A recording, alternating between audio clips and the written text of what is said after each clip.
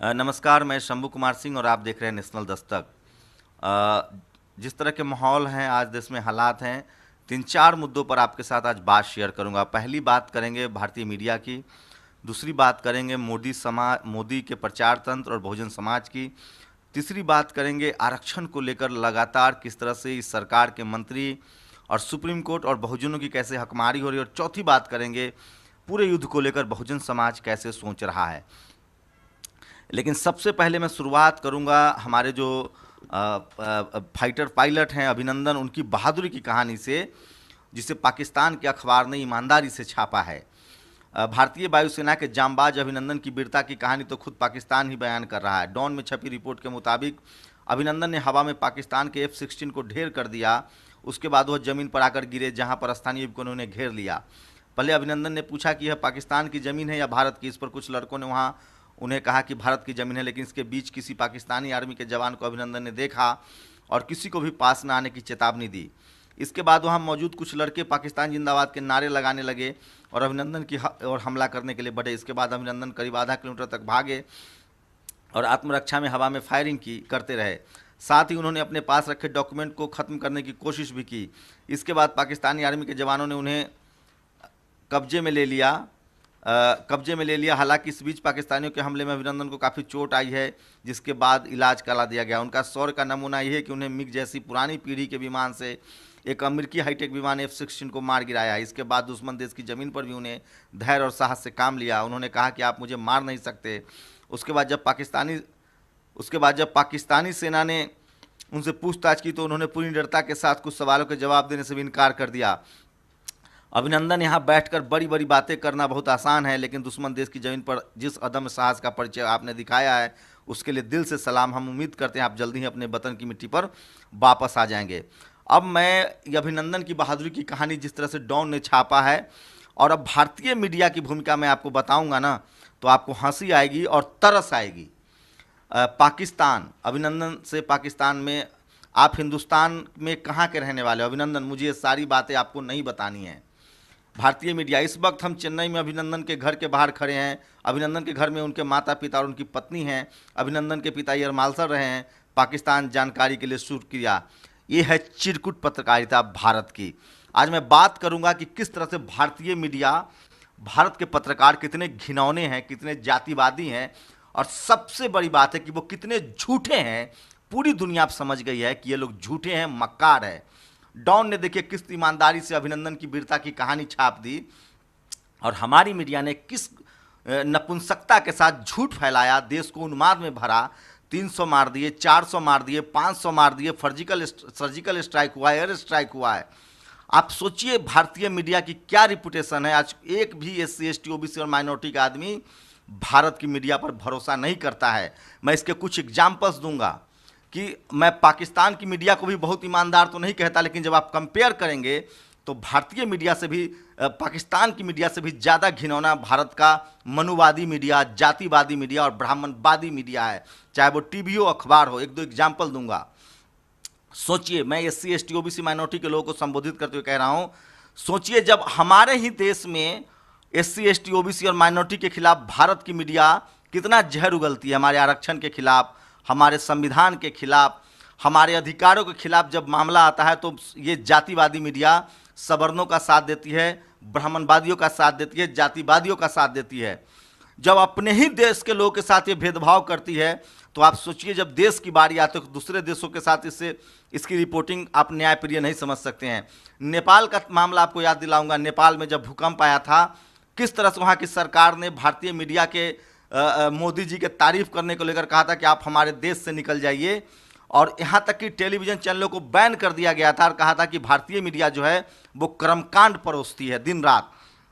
ये वही भारतीय मीडिया है जो बगुलामुखी यज्ञ की खबर चलाती है। वही भारतीय मीडिया है जो सरकार से सवाल नहीं पूछती है कि तुम्हारे पास F-16 जैसे लड़ाकू विमान क्यों नहीं है, ये तुम्हारे पास राफेल क्यों नहीं बना, और नहीं बना तो तुमने खरीदा क्यों नहीं। चाहे वो कांग्रेस हो चाहे बीजेपी हो, ये दोनों दलाली करते हैं डिफेंस स्कैम में, और आज हमारे पास आधुनिक विमान की कमी है। पाकिस्तान के पास F-16 है जो नई तकनीक से लैस है, हमारे पास अभी भी MiG-20 है, मिराज है, लेकिन हमारे अभिनंदन जैसे बहादुर पायलटों की वजह से मिराज से वो मार गिराते हैं F-16 को। लेकिन ये मीडिया कभी मोदी से सवाल नहीं करेगी, ये मीडिया कभी कांग्रेस से सवाल नहीं करेगी। ये चाटुकार ही नहीं हैं, ये तलबे चाटने वाले लोग हैं। जिसकी सरकार होती है उसके साथ तलबे चाटते हैं, अपने ही देश में SC ST OBC का विरोध करते हैं। और सोचिए कि नेपाल से कैसे इनको भगा दिया गया था। ये 4 घंटा सुबह सुबह अंगूठी बेचता है। तो पूछिए कि अंगूठी बेचने वाला क्यों नहीं बताया कि पाकिस्तान हमला करने वाला है, हमारे जवानों पर हमला होने वाला है। एक बताऊंगा, पाकिस्तान मीडिया, एक बार मैं चैनलों में नौकरी करता था और परवेज मुशर्रफ, तानाशाह जो है वो राष्ट्रपति थे पाकिस्तान के, और एक सुप्रीम कोर्ट के जज को बर्खास्त कर दिया गया था। वो पूरा आंदोलन चल रहा था और जो जियो के जो बड़े संपादक हैं उनसे उन्हीं के चैनल ने पूछा कि इसमें मीडिया की भूमिका क्या देखते हैं। उन्होंने कहा था कि जनता की भूमिका है, मीडिया की कोई भूमिका नहीं होती, मीडिया सिर्फ रिपोर्ट करती है। तो मैं इसलिए कह रहा हूं कि भारत की मीडिया ने पूरी दुनिया में अपनी साख खराब की है और SC ST OBC माइनॉरिटी के लोग बिल्कुल इग्नोर कर रहे हैं, बिल्कुल खिलाफ है भारतीय मीडिया की, और भारतीय मीडिया की साख पर बट्टा लग गया है। आने वाले समय में पूरी दुनिया के लोग सवालों के घेरे में हैं। सोचिए, अल जजीरा ने रिपोर्टिंग करके कह दिया है कि वहाँ कोई कैजुअलिटी नहीं हुई है जहाँ ये भारतीय जहाज़ों ने बम गिराए थे।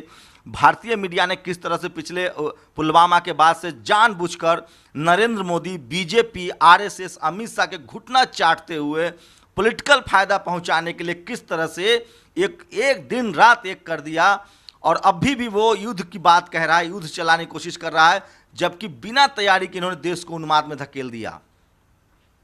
सोचिए कि डिप्लोमेटिक तरीके से बात हो रही थी, एयर स्ट्राइक हो, सर्जिकल स्ट्राइक को जिस तरह से गुप्त तरीके से रखा गया था, एयर स्ट्राइक को गुप्त तरीके से रखा जा सकता था।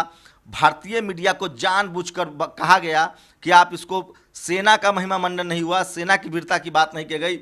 इन्होंने BJP, RSS, नरेंद्र मोदी और अमित शाह का महिमा मंडन किया पॉलिटिकल फायदा के लिए, और आज वो बेनकाब हो चुका है, उसका झूठ पकड़ा जा चुका है और कोई भी भरोसा नहीं करता है। इससे ज़्यादा ईमानदार तो पाकिस्तान की मीडिया है, जिसने कम से कम अभिनंदन की वीरता की कहानी, बहादुरी की कहानी को ईमानदारी से बयां किया है। तो ये एक दूसरी बात है। दूसरा बात है, मोदी जो है वो चुनाव प्रचार में जुटे हुए हैं। वो कल भी चुनाव प्रचार कर रहे थे, आज भी चुनाव प्रचार कर रहे हैं, आज बूथ कमेटी कर रहे थे, कल ऐप का उद्घाटन कर रहे हैं। तो SC ST OBC माइनॉरिटी के लोगों को लगने लगा है कि उनको ना तो अभिनंदन से मतलब है, उनको ना तो जवानों से मतलब है। जिस तरह से आमिर खान का नपातुला बयान आया है, वो दिखाता है कि वो डिप्लोमेटिक तरीके से भी, मैं ये नहीं कह रहा हूँ कि वो सच बोल रहा है, पाकिस्तान ईमानदार है, लेकिन डिप्लोमेटिक तरीके से इमरान खान ने देश के प्रधानमंत्री नरेंद्र मोदी को मात दी है। और ये रोज रैली कर रहे हैं, चुनाव प्रचार कर रहे हैं। हमारे देश में लोगों की चिंता बढ़ती जा रही है, हमारा फाइटर पायलट पाकिस्तान के कब्जे में है और ये बूथ दर बूथ चुनाव प्रचार में तो जिस तरह से भारतीय मीडिया की पूरी विश्वसनीयता खतरे में है, उस तरह से लोगों को लगता है कि सब कुछ प्लान वे में किया गया है। सोबरन कबीर यादव लिख रहे हैं कि अभी मोदी का ड्रामा और बाकी है। अब पाकिस्तान के दौरान ठीक मतदान के पहले पकड़े गए जवान अभिनंदन को लौटाया जाएगा। मीडिया फिर मोदी मोदी करेगा और जवान की सुरक्षित वापसी का क्रेडिट मोदी को दिया जाएगा। मोदी के जेम्स बॉन्ड से पाकिस्तान की पक्की डील है, यही होने वाला है। देखते ही अब यही होने वाला। अभी तो तमाशा शुरू हुआ है, सारा नाटक लिखा जा चुका है, किरदार तय हो चुके हैं, बस मंचन बाकी है। आप ताली बजाते रहिए। तो बहुजन समाज के जो लोग हैं वो लगातार सवाल उठा रहे हैं। उनको लगता है कि ये जो पूरा देश को युद्धोन्माद में धकेला गया है और जानबूझकर किया गया है और ये सिर्फ और सिर्फ चुनाव के लिए है। लगातार जिस तरह से मोदी जी चुनाव प्रचार कर रहे हैं उसको लेकर बहुजन समाज के लोग लगातार सवाल उठा रहे हैं और न तो वो मीडिया पर भरोसा कर रहे हैं और न इस सरकार पर भरोसा कर रहे हैं। तो इस सरकार को बहुत फायदा नहीं दिख रही है, क्योंकि इस पूरे खेल में सरकार को नुकसान है, क्योंकि SC ST OBC का लोग जो है वो समझने लगे हैं कि ये सिर्फ और सिर्फ एक प्रोपेगेंडा है, एक एजेंडा है और जानबूझकर चुनावी फायदे के लिए अब लोग बात भी करने लगे हैं। विपक्ष भी नहीं सवाल उठा रहा है। कांग्रेस और BJP की ये करतूत रही है कि वो देश को हमेशा युद्ध के मुहाने पर ले जाते हैं चुनाव के समय। हम आशा करते हैं कि लेफ्टिनेंट के नचिकेता के माफिक विंग कमांडर अभिनंदन की वापसी पाकिस्तान से सकुशल होगी। भारतीय सेना को दिल से सैल्यूट, पर याद रखना देश का चौकीदार चोर है। श्याम त्यागी लिखते हैं युद्ध जैसी स्थिति है लेकिन युद्ध हुआ नहीं है, इसलिए अफवाहों से दूर रहें। पुजारियों और व्यापारियों की युद्ध में ज़्यादा चांदी होती है। अरविंद लिखते हैं अखिलेश यादव जी ने भी सभी रैली स्थगित कर दी, राहुल गांधी ने CWC की मीटिंग रद्द कर दी, अपना दल ने अपना अधिवेशन रद्द कर दिया, पर साहब 28 फरवरी को सबसे बड़ी वीडियो कॉन्फ्रेंस करेंगे जिससे उनका बूथ मजबूत हो सके। सीखो कैसे राजनीति की जाती है लाशों पे, पहले उड़ी उसके बाद अटल जी और अब पुलवामा। आज 28 तारीख है और 28 तारीख को ही गोधरा कांड हुआ था और उस पर भी राजनीति की गई थी, तभी ये साहब CM बने थे।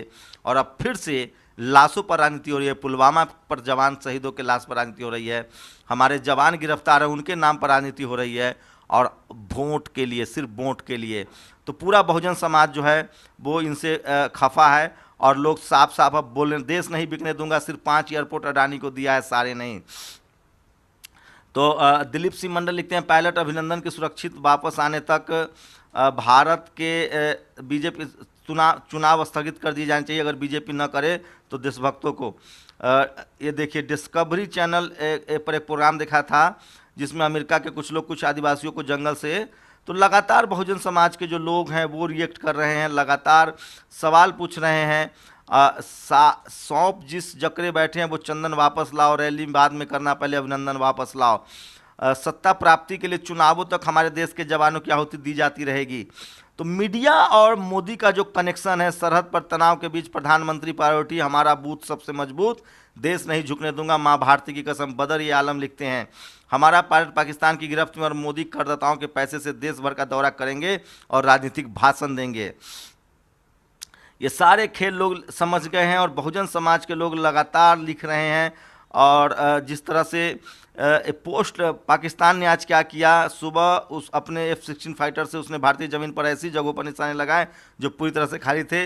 इस हमले से उसने भारतीय एयरफोर्स को जवाब देने के लिए मजबूर किया। तो लगातार बहुजन समाज के जो लोग हैं, क्या दिन दिखा दिए बीजेपी ने, एक भी आतंकवादी का शब्द दिखा नहीं, बल्कि हमारे ही सैनिक को बंधा हुआ देखना पड़ा। ब्रिंग बैक अभिनंदन लोग बोल रहे हैं। प्रधानमंत्री जी मैं आपके साथ हूँ आदरणीय मोदी जी, जब आपने 90 साल की माँ को ATM की लाइन में खड़ा करवाया था तब भी मैं समझ गया था कि भारत माता को बॉर्डर पर खड़ा करवाने में आपको वक्त नहीं लगेगा। क्या चिट्ठी लिखी है भाई, धज्जियाँ उड़ा दी है मोदी जी की राकेश कायस्थ ने। ये एक अहम चिट्ठी है जो आपको जानना चाहिए और मैं चाहता हूं कि इसको पैकेज के रूप में तब्दील किया जाए। और देखिए कि लोग किस तरह से इनकी हवा निकाल रहे हैं कि जो अपनी माँ को लाइन में लगा सकता है वो कुछ भी कर सकता है। तो ये चिट्ठी देखिए, जब 90 साल के माँ को ATM की लाइन में खड़ा करवाया था तब भी मैं समझ गया था कि भारत माता को बॉर्डर पर खड़ा करवाने में आपको वक्त नहीं लगेगा। इस बार चुनाव भी तो बड़ा है, लेकिन मैं पूरी तरह आपके साथ हूँ। आपके नेतृत्व में देश ने बहुत तरक्की की है, नए नए स्टार्टअप और बिजनेस मॉडल कामयाब हो रहे हैं। भावना करोड़ों लोगों की, खून सिपाहियों का और वोट किसी का। तो लोग को साफ लगने लगा है कि ये जानबूझकर जो है वो चौकीदार जो है वो चोर है और ये सिर्फ राजनीति कर रहे हैं। एक तस्वीरें शेयर कर रही है देश के गंभीर राष्ट्रवादी और धार्मिक प्रधान सेवक जी को, जरा गौर से देखिए कितनी प्रसन्नता झलक रही थी आज उनके चेहरे पर जब महोदय जी राष्ट्रीय युद्ध फेस्टिवल में 45 मिनट तक चुनावी भाषण दे रहे थे। तब भी जबकि इस देश के 2 जांबाज सैनिकों को पाकिस्तान पर हवाई हमले के दौरान वहाँ पकड़ लिया गया था और उनके साथ बदसलूकी की जा रही थी। तो सोशल मीडिया लगातार काउंटर कर रहा है। और जैसे मैं आपको कह रहा था कि भारतीय मीडिया बिल्कुल भरोसे के लायक नहीं है। जब SC ST OBC और माइनॉरिटी के ये लोग खिलाफ हैं तो फिर आपको क्या कहेंगे। तो लेकिन एक बात साफ है कि सोशल मीडिया से लगता है कि SC ST OBC माइनॉरिटी के लोगों को पता चल गया है कि युद्ध के नाम पर ये वोट बटोरना चाहते हैं और मोदी जी को ये दाव भी उल्टा पड़ने वाला है। चाहे वो दाव उनका 13 पॉइंट रोस्टर का उल्टा पड़ेगा, GST का उल्टा पड़ा, नोटबंदी का उल्टा पड़ा। चुनाव के लिए अपनी माँ को जब उन्होंने ATM के लाइन में खड़ा कर दिया था तो जवानों को खड़ा करना कितनी देर लगेगी, लोग सवाल पूछ रहे हैं। और SC ST OBC माइनॉरिटी के जो लोग हैं वो बहुत गुस्से में हैं। वो लगातार सवाल पूछ रहे हैं कि मोदी जी आपने कहा था देश नहीं बिकने दूंगा, देश बिक गया। तो ये सारा का सारा जो पूरा प्रोग्राम है वो जो है वो चुनाव के लिए किया जा रहा है। और अब ये बात लोग खुल के कहने लगे हैं, वीडियो बना के सोशल मीडिया पर डालने लगे हैं। और शीतल P सिंह ने लिखा है, भारत का विदेश मंत्रालय अपने हवाई हमले के बाद की ब्रीफिंग में साफ कर चुका है कि फिलहाल उसका लक्ष्य आतंकवादी अड्डे हैं, पाकिस्तान से युद्ध नहीं। लेकिन IT सेल और मीडिया लगातार युद्ध युद्ध चिल्लाकर जनता को भरमा रहे हैं। भारत दुनिया की राय अपने साथ करने में लगा है। जैसे मोहम्मद पर प्रतिबंध का प्रस्ताव यूनाइटेड नेशन को भेजा जा चुका है जिसके फैसले की प्रतीक्षा है। ऐसे में भारत युद्ध छेड़ कर दुनिया को अपने खिलाफ नहीं कर सकता, पर चैनलों के विद्वानों को कौन समझाए। तो भारतीय मीडिया जो है वो पूरी तरह से नंगा हो गया है। टीवी पर जो जंग का माहौल बनाया जा रहा है, ये भारत पाकिस्तान वाली जंग नहीं बल्कि 2019 लोकसभा चुनाव की तैयारी है। मोदी ने अपने 5 साल के कामों पर चर्चा न हो इससे खुद को बचाया और विपक्ष धतूरा खा के नाच रहा है। आदरणीय जेटली जी, इस वक्त राजनीति न करे सर जी, याद है तो जनता को कंधार कांड, संसद पर हमला और करगिल भी है। इस वक्त पूरा देश सेना के साथ खड़ा है, लोग आपके साथ हैं। तो ये देखिए, लगातार लोग जो है बोले पैर धुलवाने से उन्हें अगर मना किया होता तो उनकी काली पराजों की चमड़ी का क्या ऊना न होता। हिंदुस्तान अब हिंदुस्तान ही है, भारत नहीं बन सका जो कभी प्रबुद्ध भारत था। SC ST OBC के नाम नेता वोट मांगते हैं, इनके लिए कई पार्टियां हैं लेकिन इन समुदाय को मुद्दे को कोई नहीं उठाता है। तो ये चैनल वालों के खिलाफ है, लोग मोदी के खिलाफ है, सब मारे जाएंगे केवल हाफिज और मसूद को छोड़कर, क्योंकि वो दोनों तरफ की सरकारों को बनाने एवं गिराने के काम आते हैं। भारतीय मीडिया पूरी तरह से अपनी विश्वसनीयता खो चुकी है। मोदी जी को इससे झटका लगने वाला है। SC ST OBC और माइनॉरिटी के लोग को लगने लगा है कि ये युद्ध भड़काया गया है, ये जानबूझकर कॉन्स्पिरेसी है और ये सारा नाटक वोट के लिए किया जा रहा है। और तीसरी सबसे बड़ी बात है कि SC ST OBC माइनॉरिटी के लोग जो हैं, मोदी जी जिस तरह से चुनाव प्रचार में जुटे हुए हैं, बहुजन समाज के लोग अपने मुद्दों पर बात करने लगे हैं। और 5 मार्च को 13 पॉइंट रोस्टर का मामला हो, SC ST आरक्षण का मामला हो, सवर्ण आरक्षण के खिलाफ और तमाम मुद्दों को लेकर उन्होंने, जिस तरह से आदिवासियों को ज़मीन से बेदखल किया गया है, इन तमाम मुद्दों को लेकर उन्होंने भारत बंद का ऐलान किया है। शुक्रिया आप सब लोग का हमारे साथ जुड़ने के लिए। कमेंट जरूर दीजिए, अपनी प्रतिक्रिया जरूर दीजिए और इस वीडियो को मैक्सिमम लोगों तक लिंक शेयर कीजिए। शंभू कुमार सिंह, नेशनल दस्तक, दिल्ली। नेशनल दस्तक की आपसे गुजारिश है कि अगर इसको बचाना चाहते हैं तो नेशनल दस्तक को सब्सक्राइब करने के लिए रेड कलर के सब्सक्राइब बटन को दबाएं, फिर बेल आइकन की घंटी दबाएं। नेशनल दस्तक को बचाने के लिए बहुत जरूरी है कि हर खबर को शेयर करें, लाइक करें, कमेंट जरूर करें। नेशनल दस्तक की आपसे गुजारिश है कि अगर इसको बचाना चाहते हैं तो नेशनल दस्तक को सब्सक्राइब करने के लिए रेड कलर के सब्सक्राइब बटन को दबाएं, फिर बेल आइकन की घंटी दबाएं। नेशनल दस्तक को बचाने के लिए बहुत जरूरी है कि हर खबर को शेयर करें, लाइक करें, कमेंट जरूर करें।